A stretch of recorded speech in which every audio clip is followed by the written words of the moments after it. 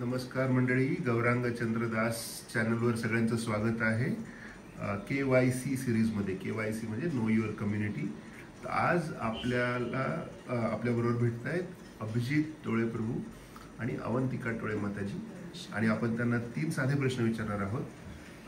आध्यात्मिक जीवनात तुम्ही कसे आलात, आध्यात्मिक जीवनातले अत्युच्च आनंदाचे तुमचे क्षण किंवा काही स्मरण काही सांगू शकता का, आणि आमच्यासाठी तुम्ही काय मार्गदर्शन करू शकता.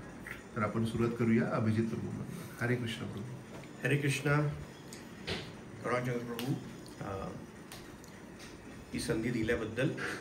तर हरे कृष्ण. आध्यात्मिक जीवनात मी कसा आलो, तर जेव्हा मी IIT बॉम्बेला शिकत होतो तेव्हा तिकडे माझ्या लॅबमध्ये सिनियर जे लोक होते ते जायचे मंदिरात, त्यांच्या घरी क्लास वगैरे व्हायचा. तर मी कधी 1-2दा गेलो होतो. पण खऱ्या दृष्टीने माझं झालं जेव्हा मी पुण्याला आलो 2004मध्ये जॉब करायला. तेव्हा इकडचे जे भक्त, इकडची जी भक्तांचं जे कम्युनिटी आहे, तर मला माझ्या ऑफिसमध्ये माझे जे सिनियर होते ते मला घेऊन गेले एका घरात. एक जयदेव प्रभू म्हणून खूप सिनियर भक्त आहे तिकडे. तर त्यांच्या घरी त्यांचा तो सत्संग, ती कथा सुंदर, त्याच्याकडे सुंदर भगवंताची मूर्ती, हे सगळं बघून आणि त्यांच्या दर आठवड्यात तिकडे जाऊन मला वाटलं की हे सगळ्यात सुंदर आहे. आणि मला जे काही प्रश्न होते ते सगळे त्याच्यात मला उत्तर मिळाले. आणि मला हेही कळलं की जे काही मला करायचं आहे, जे काही मला आवडतं करायला, मला लेखन करायला आवडतं, मला फोटोग्राफी करायला आवडते, मला फिरायला आवडतं, ते सगळं मी हरे कृष्णा कम्युनिटीमध्ये खूप सुंदर आणि खूप आनंदाने करू शकतो. तर तसा मी आलो आहे. तुला तशी तुझी स्टोरी सांगायची आहे, तू कशी आली आहे? हरे कृष्णा. मी भक्तीमध्ये तसं म्हटलं तर आध्यात्मिक बॅकग्राऊंड किंवा आध्यात्मिक पार्श्वभूमी माझी अगदी लहानपणापासून आहे. माझ्या कुटुंबातच भक्ती किंवा धर्मग्रंथांचं वाचन, गीता, भागवत, रामायण हे आमच्या घरी दैनंदिन स्वरूपात होत असायचं. आमचं स्वतःचं राम मंदिर आहे आमच्या गावात, तर तिथे रामनवमी उत्सव, आणि त्याच्यामुळे अतिशय सात्विक पार्श्वभूमी मला लाभली. याबद्दल भगवंताचं खरंच माझ्यावर खूप कृपा आहे. मांसाहार कधी नाही, कुठल्या गोष्टीला अशा जे आपले नियम 4 नियम आपण पाळतो ते बालपणापासूनच मला त्याचं बाळकडू मिळालं. त्यानंतर आई वडिलांनी ज्या संस्कारांनी मला वाढवलं, माझी आई फार उत्कृष्ट शास्त्रीय गायिका होती, आणि त्याचबरोबर तिने घर आणि कुटुंब, त्याचबरोबर भक्ती ज्या पद्धतीने तिने मॅनेज केलं आणि आपली कला भगवंतासाठी तिनं समर्पित केली. वडिलांनी नर्सरी राईम्सच्या ऐवजी मला भगवद्गीतेचे श्लोक शिकवले. तशी माझी जडणघडण होत गेली. आणि 6वीमध्ये मी एक कीर्तन प्रशिक्षण शिबिर तिथे प्रवेश घेतला, आणि हळूहळू माझा कीर्तनाचाही प्रवास सुरू झाला. आणि वृत्ती अंतर्मुख हळूहळू व्हायला लागली. जे आपण बोलतोय, जे आपण इतरांना उपदेश करतोय, तर त्याचा आपल्या जीवनात आपण काही अंगीकार करू शकतो का, आणि असं करत तो प्रवास झाला.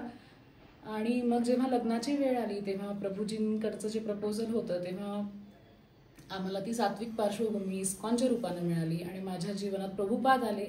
आणि प्रभुपाद आल्यानंतर जी शास्त्रग्रंथ किंवा ज्या अभंगांचं मी निरूपण करत होते की भक्त कसे असावे, कसे वागतात, कसे चालतात, त्याची सगळी उत्तरं मला इस्कॉनमध्ये आल्यानंतर जे संत मी बघते, चालते बोलते संत मला बघायला मिळाले. त्यामुळे असा माझी सुरुवातीचा प्रवास झाला, आणि या पद्धतीने मी इस्कॉनमध्ये आले. आता पुढचा प्रश्न आहे की आनंदाचा क्षण. तसे तर रोजच आनंदाचे क्षण असतात, पण एकदम जे 2-4 आठवतात. एक मला आठवतो, कारण मी तुम्हाला लेखनाबद्दल म्हटलं, राईट. तर प्रभुपादांचं इस्कॉनमध्ये एक मासिक आहे, बॅक टू गॉडेड किंवा भगवत दर्शन जशी. तर त्या मासिकात जेव्हा माझा आर्टिकल पहिल्यांदा पब्लिश झाला, तर म्हणजे मला विश्वासच नव्हता बसत की प्रभुपादांनी जे ते एकटे करायचे, जेव्हा कोणी नव्हतं त्यांच्यासोबत, एकटे ते दिल्लीला न्यूजपेपरच्या माध्यमाने ते छापायचे, स्वतःच लिहायचे, स्वतःच छापायचे, स्वतःच प्रिंटरशी वादावादी करायचे, जे काही निगोसिएशन करायचे, स्वतःच जायचे रस्त्यावर ते वाटायला. तर त्या मासिकात माझं एक आर्टिकल आलं, छापल्या गेलं, तर ती मला अजूनही आठवतं. आणि की अजून काय पाहिजे की प्रभुपादांच्या मासिकात मी लिहिलेले 4 शब्द छापल्या गेले आहेत. तर तो माझा खूपच आनंदाचा क्षण होता. आणि नंतर वार्षिक जी यात्रा असते, कार्तिक यात्रा, तर त्याच्यात तर पदोपदी नुसता आनंदच असतो. आणि तेव्हा मला हेही कळलं की भक्त ॲक्च्युली त्या यात्रेमध्ये मला कळलं की सिन्सिअरिटी म्हणजे काय, की इतके सगळे भक्त एका ध्येयाने आपलं स्वतःबद्दल काही विचार न करता फक्त सेवा करतात, सेवा करतात, सेवा करतात, दिवस रात्र. सकाळी 4 वाजेपासून स्वतःची साधना, त्याच्यानंतर सेवा, आणि सगळ्यात कठीण सेवा तर मला वाटतं असते बस सेवा. म्हणजे 100 बस असतात आणि त्याचे तुम्ही सगळ्यात आधी बसमध्ये चढायचं आणि सगळ्यात शेवटी उतरायचं आणि घरी जायची घाई वगैरे तुम्ही करू शकत नाही, पण त्याच्यात जो आनंद आहे तो आनंद मी कधीच विसरणार नाही. तर हे माझे म्हणजे सांगण्यासारखे तर खूप आहे, मी 2 सांगितले आनंदापेक्षा.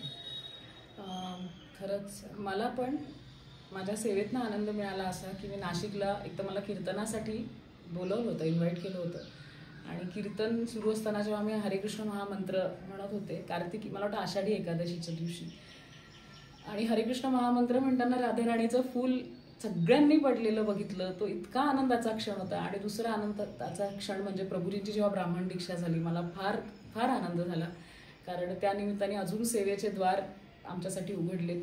अजून एक क्षण मला सांगावासा वाटतो, आमच्या घरी जेव्हा जगन्नाथ आलेत, जगन्नाथजींना आम्ही जेव्हा महाराजांना दाखवलं, महाराजांनी त्यांच्याकडे बघितलं आणि आम्हाला एक इन्स्ट्रक्शन दिलं, प्लीज मेक देम हॅपी. तर अजूनही आम्ही कमी पडतोय ते करण्यात, पण भक्तांच्या आशीर्वादाने करण्याचा प्रयत्न करतोय.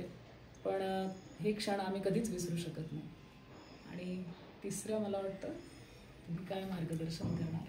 मार्गदर्शन म्हणजे आम्ही जे ऐकलंय आणि जे अनुभवलं आहे ते सांगू शकतो. मार्गदर्शन तर मोठे लोक भक्त करतील. तर एक आहे की ह्याच्याहून सुंदर जीवन मिळणार नाही. जी ही शैली आहे जगायची, त्याच्यामध्ये असं काहीच आपल्याला कमी कुठलेच आपल्याला असं काही नाही की अरे मी हे नाही करू शकणार, ते नाही करू शकणार. सगळं काही करू शकतो, पण त्याचं नेक्स्ट लेवल सुपरलेटिव्हली करू शकतो. जसं मी तुम्हाला सांगितलं, तुम्हाला फिरायला आवडतं, गायला आवडतं, नाचायला आवडतं, खायला आवडतं, बोलायला आवडतं, ऐकायला आवडतं, भांडायला आवडतं, भगवंतासाठी भांडूही शकतं. जे काही करायचं आहे जर भगवंताला मध्यस्थ ठेवून, आणि हे फक्त फिलॉसॉफी नाही आहे, आम्ही सगळे गृहस्थ आहे, आम्ही राईट, मुलगा आहे आमचा, जॉब आहे, जॉबचे स्ट्रेस आहे, पण ह्या शैलीमुळे, रोजच्या जपामुळे, भक्तांच्या संघामुळे आमचं हे खरं जीवन आहे. तर हे जीवन असं आहे की ते जीवन त्याला कोणीच हात लावू शकत नाही. जॉब येऊन जाऊ शकतो, ऑफिसमध्ये कमी जास्त होऊ शकतो, पण हे जे भगवत भक्तीचं जीवन आहे, सेवेचं जीवन आहे, त्याच्यामध्ये काहीच हे व्यवधान येऊ शकत नाही. तर त्याच्यामुळे पण सुरुवात करायला तुम्हाला वाटू शकतं की अरे, तर सुरुवातीला थोडी तपस्या वाटते, त्याच्यानंतर त्या तपस्येचाच आनंद होतो. म्हणजे जर आता आम्ही यात्रेतनं आलो आहे, कार्तिक यात्रेतनं, खूप तपस्या असते ती. राहायची जागा खूप परफेक्टच असेल असं काही नाही, खूप चालावं लागेल, धुळीचा त्रास होईल, पण ती यात्रा असल्यामुळे तो आनंद आहे. कधीच आम्हाला वाटत नाही की हे काय, पण तेच जर पुण्याच्या गर्दीत मी अडकलो आहे तर मला त्रास होईल, पण मी जर ट्रॅफिक जॅममध्ये जर दुसरीकडे अडकलो आहे यात्रेमध्ये जर, तर मला त्रास नाही होणार. तर प्रॅक्टिकल अनुभव आहे सगळे. तर आपण, आणि मला हेही सांगावं असं वाटतं की ऑथेंटिक जे आहे ना, जशी आहे तशी ह्याचं खूप महत्त्व आहे. नुसतं फॅशन म्हणून, नुसतं आवडतं वाचायला म्हणून वाचन करणं, आणि ॲक्च्युली एका परंपरेत येऊन जे सांगितलं आहे तसं फॉलो करा. पहिले फॉलो कर, पटत नसेल तरी ॲटलिस्ट तुम्ही, आपण हे बघू शकतो की अरे इतके चांगले चांगले लोक हे फॉलो करतात, काही तर असू शकतं त्याच्यात. तर प्रयत्न करायला काय, व्हॉट इज द लॉस, प्रयत्न करायला काय हरकत आहे. तर मंदिरात या, आपल्या प्रोग्राम्समध्ये सहभागी व्हा, हळूहळू ती गोडी निर्माण होईल आणि मग तुम्हाला वाटेल बरं झालं. म्हणजे तुम्ही, म्हणजे अजून सुद्धा ज्या व्यक्तींनी मला ह्या मार्गाला लावलं त्याचे मी रोज त्याचं स्मरण करतो आणि त्याला दंडवत करतो की थँक्यू की तुम्ही मला ह्या इकडे वळवलं. पहिले ऑब्जेक्शन्स असतात, खूप प्रश्न असतात, पण जेव्हा आपल्याला ते कळायला लागतं आणि जेव्हा ती श्रद्धा दृढ होते तेव्हा आपल्याला कळतं की वाचलो आपण बाकी सगळ्या गोंधळातनं, आणि हे सगळ्यात सुंदर आपल्याला मिळालं आहे. माझी विनंती हीच आहे की जेव्हा भक्त तुम्हाला अप्रोच करतात आहे, त्यांच्याशी प्रेमाने वागा. ते काही स्वार्थाने काहीच करत नाही आहे, ते फक्त भगवंताची जी कृपा आहे त्याचा प्रचार करायचा प्रयत्न करतात आहे. त्यांच्याशी छान वागा आणि त्यांचे 1-2 शब्द ऐका त्यांच्याकडून ते म्हणतात ते थोडंसं करा, एक दिवस तरी करा आणि मग तुम्हाला पुन्हा पुन्हा करा असं वाटेल आणि मग खूप लवकर तुम्हीच ते करायला लागाल जे ते करतात आहे. तर माझी भगवंताशी प्रार्थना आहे की तुमच्या भक्तीच्या जीवनात खूप उन्नती हो आणि तुम्हाला भगवद्गीता भागवताचं जे महत्त्व आहे ते पटवा आणि तुम्ही लोकांना लवकर पटवायला लागू. हरे कृष्ण. मी मार्गदर्शन करण्यात म्हणजे माझी खरंच पात्रताने मी मार्गदर्शन घेत असते आणि त्याच्याच भरोशावर माझं चाललंय. तसं प्रभूजींनी मला भक्तीत आणलं, त्याचबरोबर बाकीच्या भक्तांकडनं मी खूप प्रेरणा घेतली की निस्वार्थपणे एखाद्या जीवासाठी करणं. आणि भौतिक जीवनातही आम्ही भक्तांचं मार्गदर्शन वारंवार घेत असतो. त्यामुळे संत संग म्हणून मोठे मोठे संत सुद्धा म्हणतात की नलगे मुक्ती धनसंपदा संत संग दे सदा. संत संघाचं विलक्षण महत्त्व मी अनुभवते माझ्या प्रत्येक जीवनात. कारण माझ्यासाठी सगळ्याच पातळीवर भक्त प्रार्थना करत असतात. त्यांच्या प्रार्थनेच्या भरोशावर मी माझी साधना करू शकते. त्यामुळे संत संघ जर मिळत असेल तर तो अजिबात सोडू नका. आपल्या मनाविरुद्ध बरेचदा जसं प्रभूजी म्हणाले काही गोष्टी आपण कंडिशन सोल आहोत, बद्ध जीव आहोत, आपल्याला हे पटेल न पटेल, पण संत आउट ऑफ द वे जाऊन भक्त आउट ऑफ द वे जाऊन आपल्या कल्याणासाठी कायम प्रयत्न करत असतात. त्यामुळे संत संघातच राहणं आणि लहानाहून लहान राहणं ह्याच्यामध्येच भक्तीची खरी आपली कसोटी आणि याच्यातच आपण पुढे पुढे जात असतो. या निमित्तानं आपली प्रगती होत असते. मला एवढंच सांगायचं आहे. हरे कृष्ण. हरे कृष्ण. माताजी काही अभंग तुमचे आवडते, काही अभंग आहेत का जे तुम्हाला सांगायला आवडते एखादं दुसरं? अभंग तर खूप सुंदर आहेत प्रभूजी, पण मी मध्यंतरी चैतन्य महाप्रभूंचं एक चरित्र लावलं होतं कीर्तनात पहिल्यांदा, नारदीय कीर्तनात पहिल्यांदा त्या पद्धतीनं मांडण्याचा प्रयत्न केला. त्याच्यामध्ये मी निरूपणाला तुकाराम महाराजांचा एक अभंग घेतला होता. नाम आठविता सद्गदित कंठी प्रेम वाढे पोटी ऐसे करी. तर याचा अर्थ असा आहे, आपण जे शिक्षाष्टकम म्हणतो आनंदांबुधी वर्धनम, अगदी तोच अर्थ नामरुचीबद्दल तुकाराम महाराज भगवंतांना प्रार्थना करतायत की नाम आलंय मुखात पण ते मेकॅनिकल नको राहायला. ते नाम आठवल्याबरोबर कंठाला वदनम गदगदया गिरा. तर सद्गदित कंठी प्रेम वाढे पोटी ऐसे करी. भगवंताला म्हणतात माझ्या अंतःकरणात तुझं प्रेम आहेच पण ते सतत वाढत राहो, एका ठिकाणी साचलेलं राहू देऊ नकोस. रोमांच जीवनन आनंदाश्रू नेत्री अष्टांगही गात्री प्रेम तुझे. अंगावर रोमांच उभे राहोत नाम घेताना आणि गात्रातनं म्हणजे अष्टांग सगळं भगवंताच्या नामाने नाममय होऊन जावं. सर्व ही शरीर वेचू या कीर्तनी गाऊ निशिदिनी नाम तुझे. कीर्तनासाठी नामासाठी आमचं पूर्ण शरीर आम्ही पणाला लावू आणि रात्रंदिन सततम जे आपण म्हणतो रात्रंदिवस आम्ही तुझं नाव घेऊ अशी परिस्थिती आमची होऊ दे असं म्हणतात. तुका म्हणे दुजे न घडे कल्पांती सर्वदा विश्रांती संतापाई. तुकाराम महाराज म्हणतात माझं हेच मागणं आहे, मला दुसरं काहीही नको, पण हे कशाने सिद्ध होईल? सर्वदा विश्रांती संतापाई. संतांना जेव्हा आपण शरण जाऊ तेव्हा आपल्याला नामरुची मिळते. हा माझा एक खूप आवडता अभंग आहे, मी तुमच्याशी शेअर केला. थँक्यू.